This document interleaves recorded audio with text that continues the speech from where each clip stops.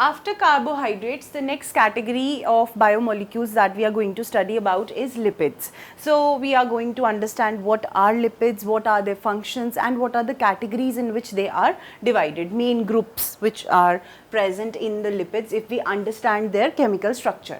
So first of all, the term lipid is derived from a Greek word which is lipos, which means fats. So the common understanding or the basic understanding of lipids is basically the fats which are present. Now, if we have to understand what are fats, it is the operational term for any substance which is insoluble in polar solvents. Try to understand this statement. It is the operational terms, means any substance which will be insoluble in a polar solvent like water and soluble in non-polar solvents like let's consider it would be ether, it would be benzene, or it could be chloroform. Such non-polar solvents would be able to dissolve the lipids, and the polar solvents cannot dissolve or solubilize the lipids. All right. Now this is due to the long non-polar hydrocarbon chains which are present, the fatty acids basically I am talking about. There is a long non-polar hydrocarbon chain which cannot be solubilized by a polar solvent. That is why the lipids are insoluble in polar solvents.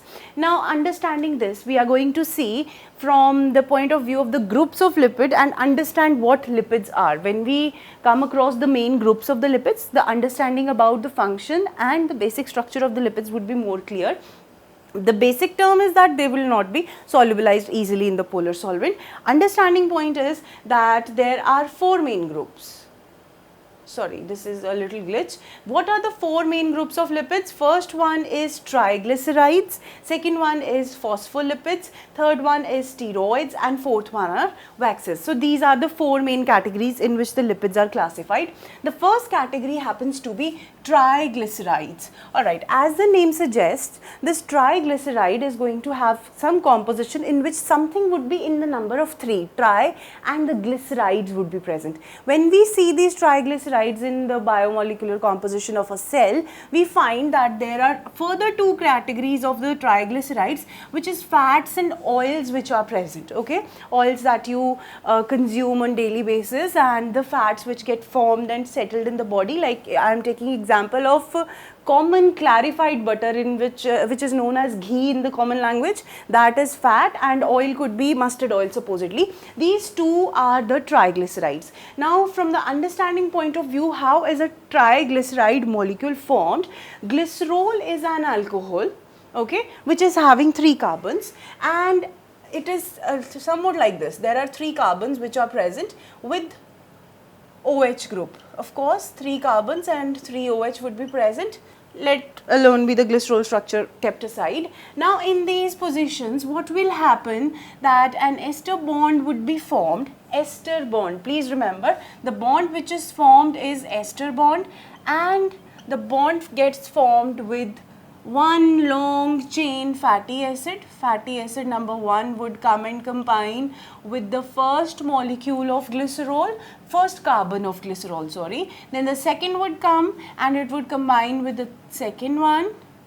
This usually is represented in this side so that there is a clear understanding. This would be fatty acid 2, okay, and the third fatty acid, long chain of fatty acid. Okay, so such is the composition of triglyceride, that there is a glycerol molecule which binds 3 fatty acids and the triglycerides are formed, and they are of 2 types, fats and oils. Fats have a higher melting point as compared to the oils which have a lower melting point and are liquid at the room temperature. So this is all about triglycerides. They play an important role in our body. They are usually stored in the form of oil droplets in the body. Okay, whenever in the body, in the cell, they would be stored in the form of oil droplets, or they can be present as small, micelles which are formed inside the cell, okay, or the granule of triglyceride is present inside the ergastric substances inside the cell.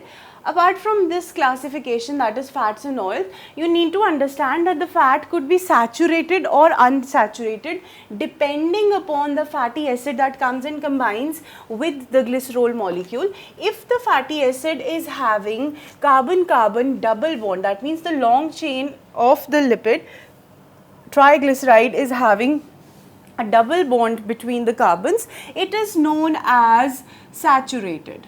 Okay. And if it is not present, if it is not present, that happens to be saturated. If it is the bonds, double bonds or triple bonds are present, that happens to be unsaturated. So this is another classification.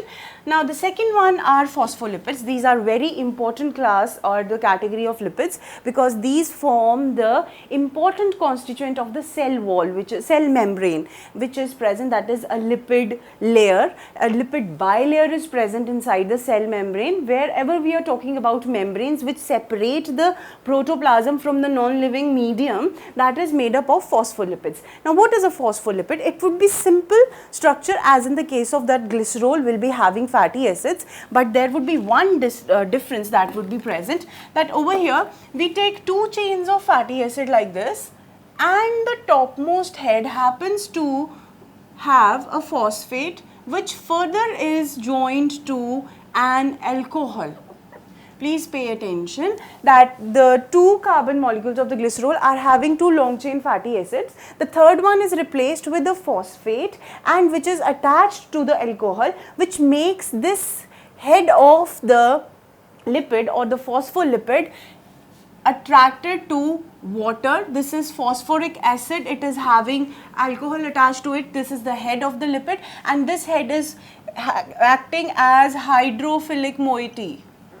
When I use the term hydrophilic, philic means that something is having affinity. That means this particular head of the lipid is having affinity towards water, it is water loving head, and this long tail is hydrophobic.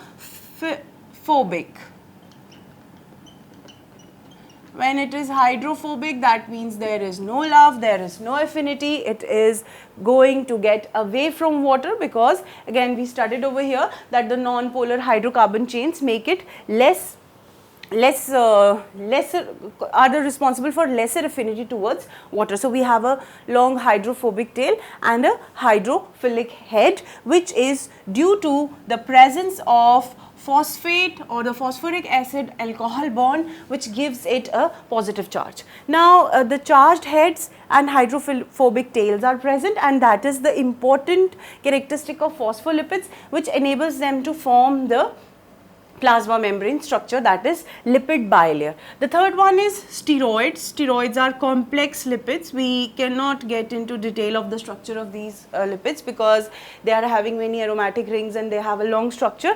So they are complex and aromatic. There would be rings present inside their structure. Example is cholesterol. You know cholesterol is present in the cell membrane. Again, it is important constituent of that. These steroids are present in many hormones, and they are responsible for bringing about immune response of allergy as well. Then we have ergosterol, that is also example of steroid, which is present in the cell membrane of fungi and the cell wall as well. And then we have prostaglandins. Now these prostaglandins are types of steroids only, which are derivatives of fatty acids, and such is their function that they are responsible for bringing about immune responses in the human body against allergic reactions. Again, you see the three categories which are very much important for the basic building blocks of the cell. Now the last one is waxes, which are nothing else but they are esters which are formed by a bond between alcohol and saturated fatty acids. The waxes are pliable and soft. Pliable is something like you put your finger on nose and it gets moved as you apply pressure. Such are the waxes that you put some pressure and they get easily suppressed, and they are soft as the candle's wax, something like that. The typical example is that of beeswax. Now this beeswax is formed by a bond between hexacosanol, that is an alcohol, and palmitic acid. So we get to know that there are four categories. Remember this, I am going to mention it. The alcohol which is present is hexacosanol, and it binds with palmitic acid.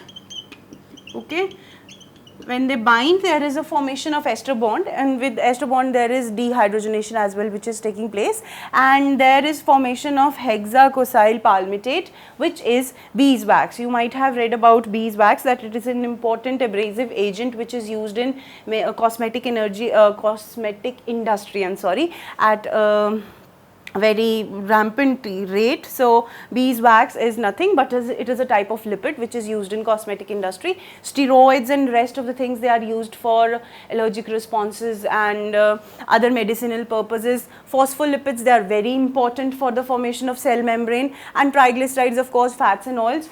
I gave you example of clarified butter and the mustard oil sort of thing. So all these categories are the lipids which are present inside the cell, nothing else but the cells are able to synthesize it using the inorganic constituents so that something organic can be formed. Thank you.